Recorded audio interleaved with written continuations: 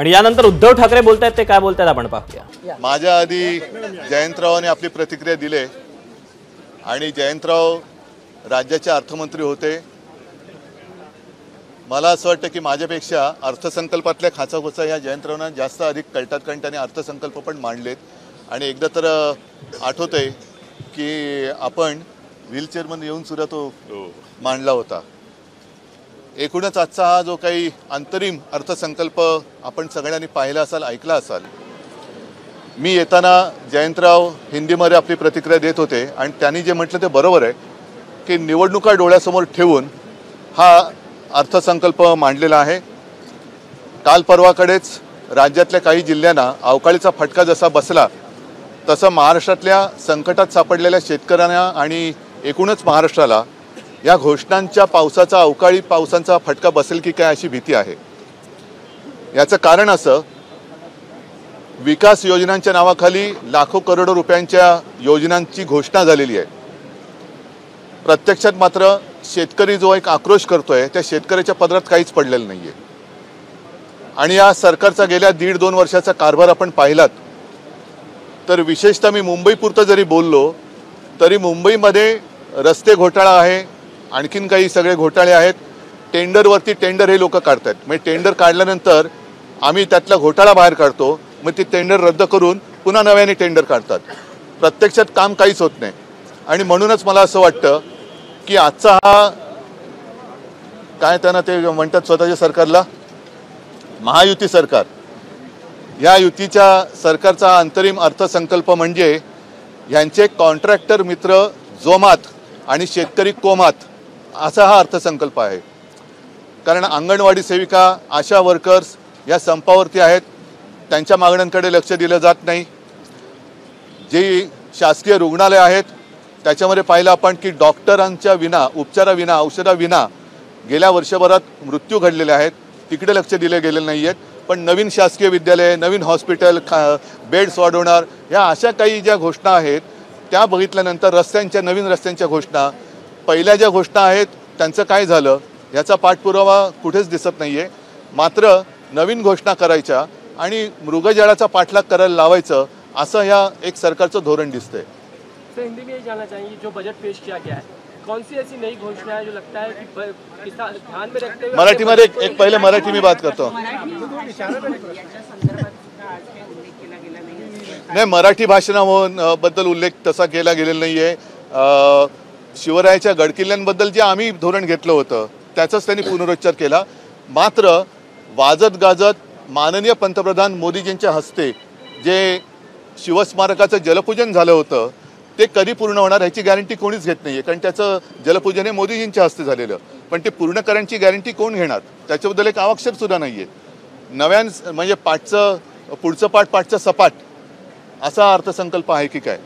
Jarange पाटलांवर SIT लावण्यात आलेली आहे आणि जरांगे पाटलांचे बोलणेचे धनी हे उद्धव ठाकरे, शरद पवार आणि राजेश टोपे आहेत असे आरोप केले गेले आहेत। कोणी केलेत? सत्ताधारी पक्ष। नाही, म्हणजे कोण? व्यक्ती सांगा ना, म्हणजे कोण? बघा, याच्यासाठी मला असं वाटतं की हे अत्यंत निर्गुणा प्रकार आहे।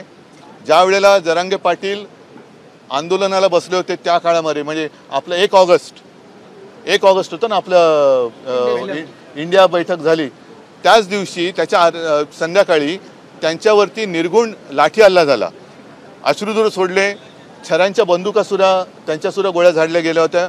पवारसाहेब स्वतः गेले होते, मी सुद्धा गेलो होतो, महिलांची डोकी फोडली होती संपूर्ण, म्हणजे जणू काय हे अतिरेकी घुसलेत अशा पद्धतीने त्यांना वागवलं गेलं। त्याच्यानंतर आमच्याकडनं कोणी त्यांना किती फोन केलेत, मला असं वाटतं की आत्ताच्या ज्या महासंचालिका आहेत त्या यातले एक्सपर्ट आहेत, त्यांच्याकडे जरांगे पाटलांच्या फोनचा रेकॉर्ड असेल, आमच्याही फोनचा रेकॉर्ड असेल, देवेंद्र फडणवीसांनी तो घ्यावा।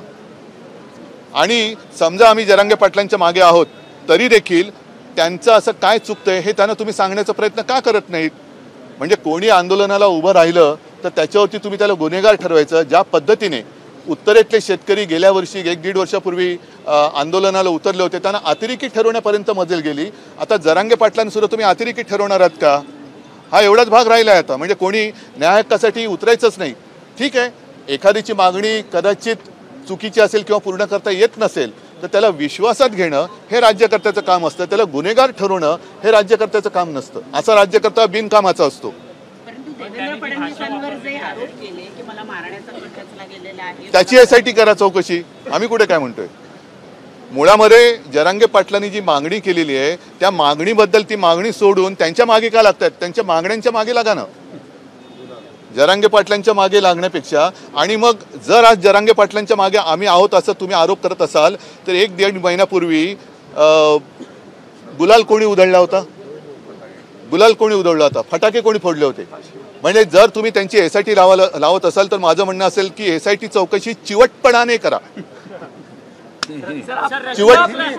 चिवटपणाने त्याची चौकशी करा, मध्ये सोडू नका. कोणाला म्हणजे त्यांच्याकडे पुरेसा कालावधी आहे. जरांगेंचे फोन रेकॉर्ड तपासा, आधी तपासले असतील. सर, आज मराठी भाषा दिवस आहे. खरं तर केंद्रातील सांस्कृतिक मंत्री जी किशन रेड्डी यांनी संसदेत एका प्रश्नाला उत्तर देताना सांगितलं की मराठी भाषेला अभिजात दर्जा देण्याच्या संदर्भात कोणताही प्रस्ताव जो आहे तो केंद्राकडे नाही आहे.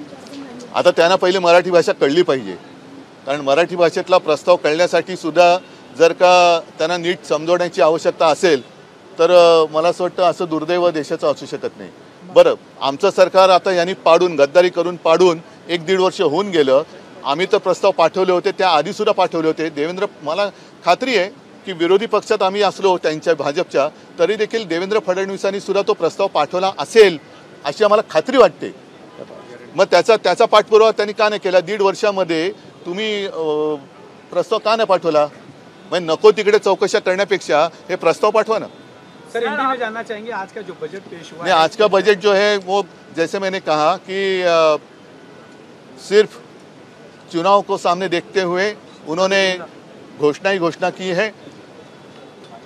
पिछले साल जो कुछ किया था उन्होंने अर्थसंकल्प, उसका क्या हो गया, उसके बारे में कुछ सामने नहीं आया. छत्रपति शिवाजी महाराज जी का जो स्मारक समुद्र में बनाने के लिए स्वयं मोदी जी आए थे, उनके हाथों से जल पूजन हुआ था. जिस काम का पूजन स्वयं मोदी जी के हस्ते हुआ है उसकी गारंटी पूरी करने की जिम्मेदारी और गारंटी कौन लेगा? उसका कोई इसमें ये नहीं है, उसकी बात नहीं है उसके ऊपर. और मुझे ऐसे लगता है कि जिस तरीके से ये सरकार जो काम कर रही है सिर्फ अपने कॉन्ट्रैक्टर दोस्तों के लिए काम कर रहे हैं. और अगर आप देखें तो बड़ी बड़ी योजना है, लुभावनी जरूर है, विकास काम है, लुभावना है, ये रास्ता करेंगे, वो रास्ता करेंगे, ऐसा करेंगे, वैसे करेंगे, लेकिन सिर्फ कॉन्ट्रैक्टर के लिए ये बजट है. और जो हमारे काश्तकार है वो दुख में है, तो उन किसान जो है दुख में है, उनके लिए कोई ऐसी बात दिखाई नहीं दे रही मुझे. सर, एक बात हम देख रहे हैं, कल परसों ही बारिश हो गई. आता अवकाळी पावसाला हिंदी में क्या कहते हैं? बिन मौसम बारिश, बेमौसमी. हाँ, बेमौसम बारिश हुई. कहाँ है, कब उनको पैसा देंगे? तो ऐसी सारी बातें हैं.